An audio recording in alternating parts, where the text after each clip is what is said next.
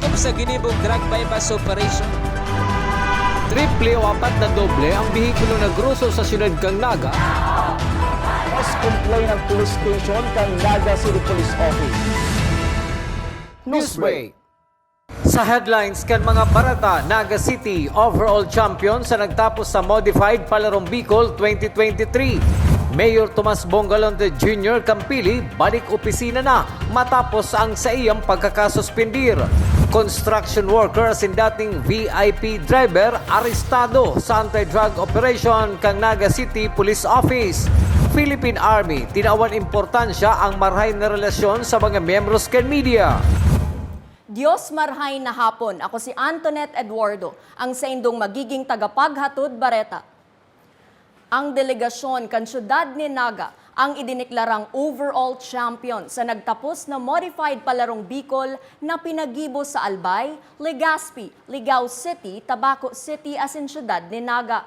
Nakatipon ang delegasyon kan Naga ning 76 gold, 58 silver asin 69 bronze. Nagsunod man ang delegasyon kan Camarines Sur na may 56 gold, 63 silver asin 68 bronze. Asin nag-ikatuluman ang delegasyon kan Camarines Norte na may 46 gold, 32 silver asin 62 bronze.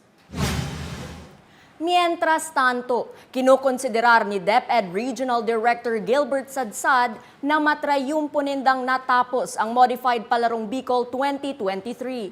Susog ki Regional Director Sadsad, gusto nindang tawan importansya si magayon na nangyari sa nagtapos na Palarong Bicol. Kung igwaman subuot na kaipuhan baaguhon, iniiyo ang pagpaplano nin marhay sa pag-akomodar kan kada delegasyon, asin ang issue sa pagkulang-kulang kan medalya, asin da ipagkakaigwanin closing o awarding program digdi sa syudad ni Naga. Ang i-improve ta inot, siyempre itong kang mga delegasyon sa pag-akomodar. Ikadua, si mga programa, aram niya to na digdi sa Naga na dakul ako nadangog na batiko sa sin comment.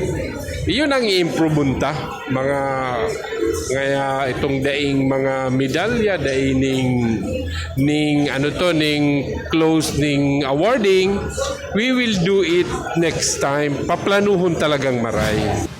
Sa kasumpay na bareta, onra asin inspirasyon na kan gabos na Bicolano asin bako na lang kan Lambang Division ang kapangganahan kan mga atleta o rubna kan mga atleta kan Naga bilang overall champion sa nagtapos na Modified Palarong Bicol 2023.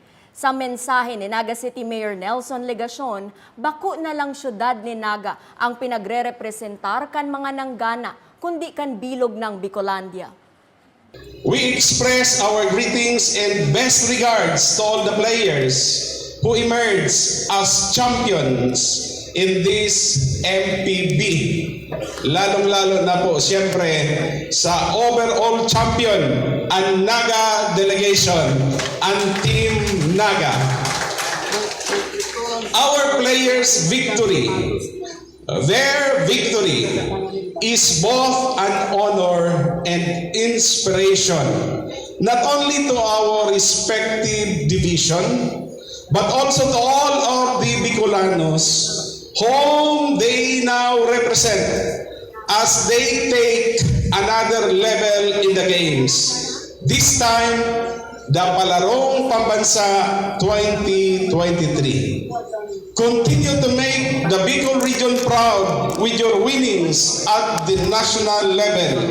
We are counting on these athletes. Padagos sa mga bareta, siring sa dati, dai nagpabaya ang Solid Waste Management Office na pinapamayuhan ni Engineer Joel Martin. Nagibuhong malinig ang playing venue as in billeting centers kan mga nagpartisipar sa Modified Palarong Bicol digdi sa syudad ni Naga. Puon kan Abril 25 hasta sa pagtapos kan palaro kasuudma, regular ang naging paghakot nin basura kan mga tauhan kan nasabing opisina. Sa iba pang bareta, 9th Infantry Division Philippine Army Press Corps nagkaigwaning tree planting activity ngunya na aldaw bilang parte kan sa indang fellowship. Ang detalye sa report ni Melvin Machado. Kakawa Simpili Seedlings ang sarabay na itinanom ka mga miyembros kang 9th Infantry Division Philippine Army Press Corps. Haliman sa Masbate Chapter, Camarines Norte, Sorsogon asin Camarines Sur Chapter sa mahiwas na natad kang 9th Infantry Division Philippine Army sa Banuan kan Pili, Camarines Sur. Sinundan man ini ni fan shoot alagad, nagkaigwa mo na ni halipot na pagtukdo sa mga members kan media kung paano ang tamang paggamit o pagpaputok nin badil. Parte ini kang media fellowship as in induction kang regional officers kang 9th Infantry Division Philippine Army. Susug ki Major Herman Franco Roldan, Chief kang Division of Public Affairs kang 9th Infantry Division Philippine Army, importante ang marhay na pakikipagrelasyon sa sektor kang media na katuwang subot ninda sa pagpapaabot ng impormasyon sa publiko. Napakahalaga kasi yung mga kababayan natin na pareho nating pinaglilingkuran ay importanteng nalalaman nila yung ating mga trabaho, ating update sa ating mga kampanya at sa pamamagitan po ng ating mga media partners ay naipaabot ng malinaw na sa tamang oras yung mga balita na or mga impormasyon na dapat malaman ng taong bayan. Bako man ini ang primerong pagkakataon na nagkaigwa ng siring na aktibidad ng Philippine Army as in media na napundusan na huli kan epekto kan COVID-19. Para sa GNN TV 48 Naga, Melvin Machado, Newsbreak. Mientras tanto, kung ikukumpara sa nakalipas na mga panahon, ang pasiorden sa Kabikolan, mas tuninong nasubot ngunyan. Ini ang naging obserbasyon ni Major German Franco Roldan, ang Chief kan Division of Public Affairs, 9th Infantry Division, Philippine Army. Mas dikit subuot ang kalaban kan gobyerno digdi sa Bicol sa tahaw kan nagkaperang aktibidad subuot kan mga armadong grupo na gustong ipahiling na igwapasindang puwersa sa rehiyon. Kung ihahambing po natin sa mga nakalipas, di hamak na mas peaceful na o mas kokonti na ang kalaban dito sa Bicol Region. Sa katunayan, iilan na lang yung mga miyembro nila na pilit na pinagmumukhang marami pa rin sila, na pilit nilang pinoproject na sila ay malakas pa sa pamamagitan ng pagkakandak ng mga iilang mga atrocities na hindi na kumbaga perwisyo lang ang dinudulot sa ating bayan. Sa pagbabalik kan Newsbreak, construction worker as in dating VIP driver arestado sa drug buy-bust operation sa syudad ni Naga. Iyan as in iba pang mga bareta sa pagbuelta kan GNN TV 48 Naga, Newsbreak. Dakop sa ginibong drug bypass operation. Triple o apat na doble ang bihikulo na gruso sa syudad kang Naga. Mas complain ng police station kang Naga City Police Office. Newsbreak. Mas pinalinaw, mas pinalakas, mas pinalawak.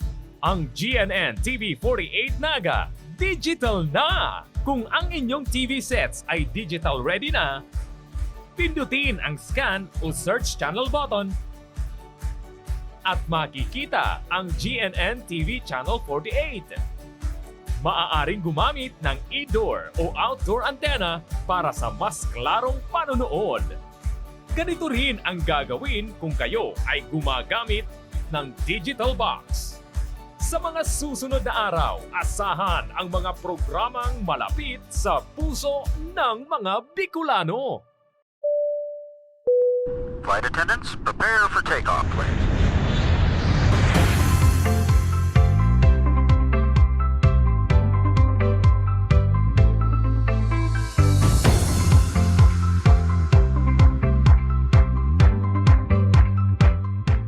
Slip life vest over your head. Take the tape around your waist.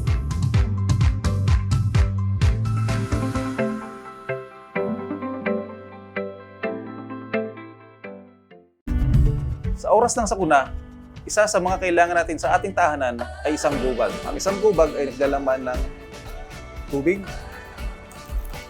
mga dilata at biscuits upang hindi tayo magutom, energy bars or energy drink, first aid kit, communication devices tulad ng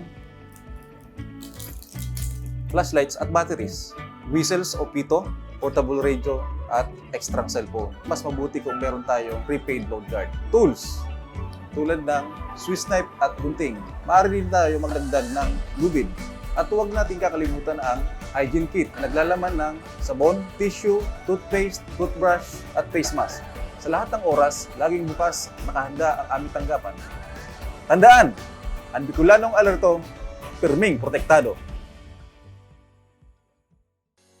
Work with business executive or turn yourself to become one. Explore the career in the world of business with NCF's Bachelor of Science in Business Administration, major in Financial Management. This degree prepares you to excel in the financial service sector. Start it right with NCF's College of Accountancy and Finance.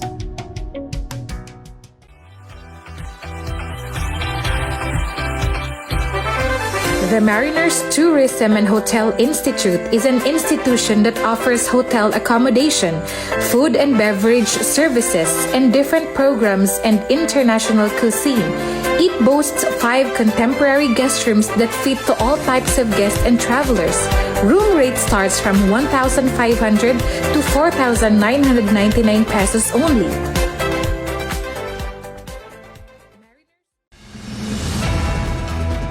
Dakop sa ginibong drug bypass operation. Triple o 4 na doble ang bihikulo na gruso sa siyudad kang Naga. Mas complain ng police station kang Naga City Police Office. Newsbreak. Padagos sa mga bareta. 200 na estudyante kan San Fernando, Camarines Sur, benepisyaryo kan educational assistance hali kay Senador Raffy Tulfo. Ang detalye sa report ni Jerome Breeze. Dahil man nakaabot si Senator Raffy Tulfo sa ginibong distribusyon kan educational assistance sa Banuanin San Fernando, Camarines Sur. Naitaw man giraray ini sa 200 na benepisyaryo gikan sa lugar. Ang lokal na gobyerno kan San Fernando labi man ang pasalamat sa senador asin na DSWD tanganing marealisar ang programa para sa mga college students. So, grabe, gusto ko magpasalamat kay Senator Tulfo. Raffy Tulfo kahit nagkausatuya ng asistensya para sa 200 na estudyante matatawa ng educational assistance na taga 5,000 pesos. So, upagkanta si Senator Tulfo.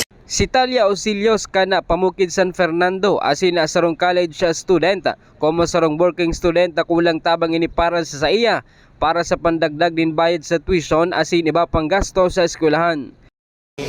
Sa kulaon kong tabang, lalo na ako po bilang working student, magagamit ko na po ini bilang tabang para maibayad sa kuyang tuition asin bilang working student po, mailadagdag ko na po ini bilang pangbakal ni mga kung ano-anong ingredients sa kuyang palamig po. Asin, ang po kaya sarong parating lang palamig. Kaya, nakulaon pong tabang. Para sa GNN TV 48 Naga, Jerome Breeze, Newsbreak.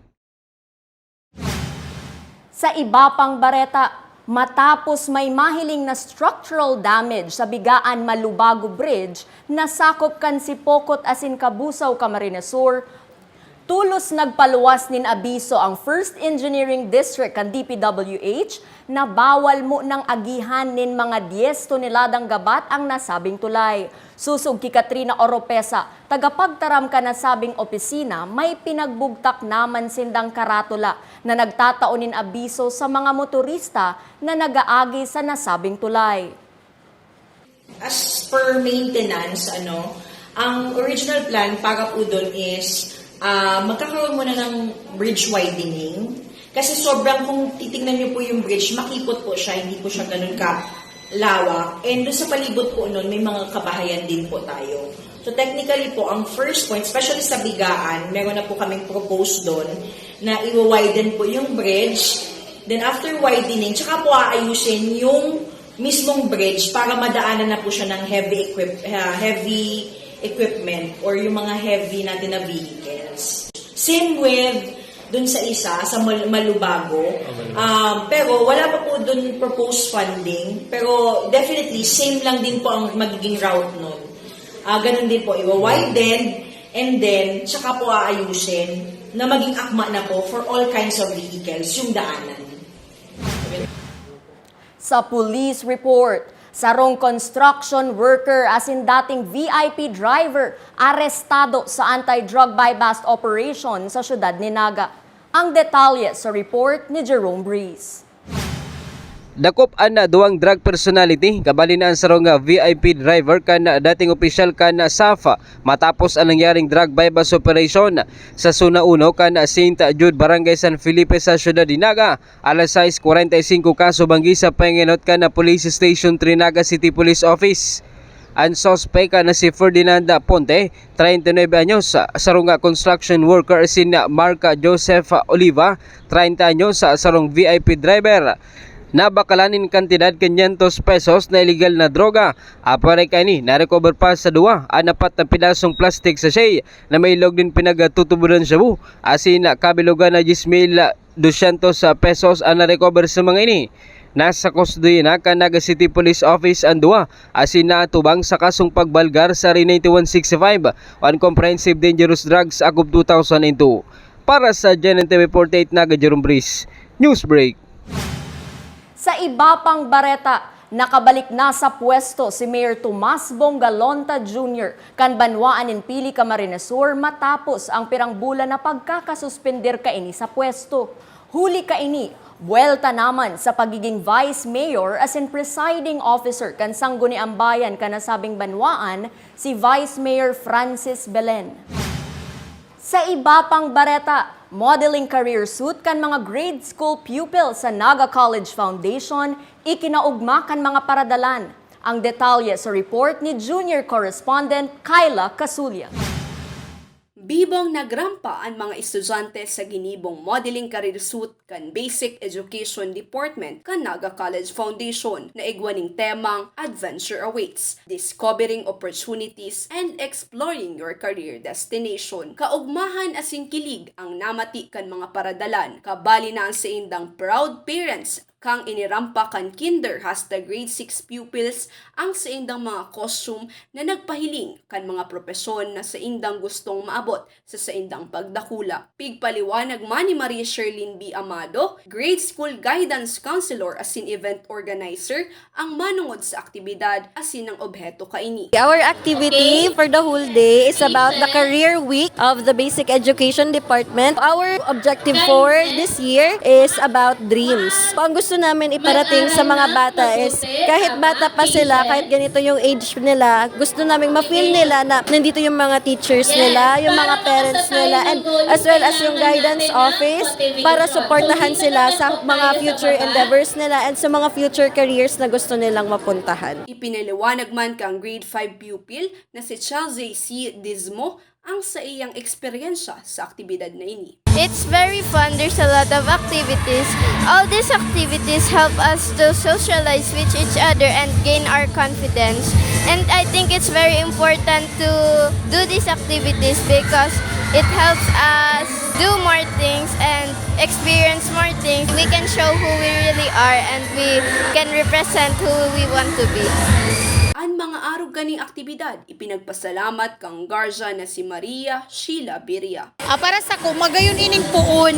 Kasi aki pa, nahihiling na ining aking ini, yun ang gusto niyang maging. Kumbaga, na pag naabot niya, na-reach niya man tong edad niya na talagang mahanap na siya kang karir na gusto niya, iyo to ang sa iyang pupunan. Dakulang pasasalamat man ang pigpaabot ni Maria Sherlyn B. Amado sa gabos na nagtarabang para maging trayumpoan sa indang ginibong mini career fashion. First of all, syempre, yung head naman sa guidance, si Ma'am Elsa Baisa, si Sir Al Asis, yung mga peer facilitators, kasi hindi namin ito ma-achieve na ganito ka-successful yung event kung wala yung mga bata. And of course, yung mga kasama ko sa guidance office. Kyla Casulia para sa GNN TV 48 Naga, Newsbreak.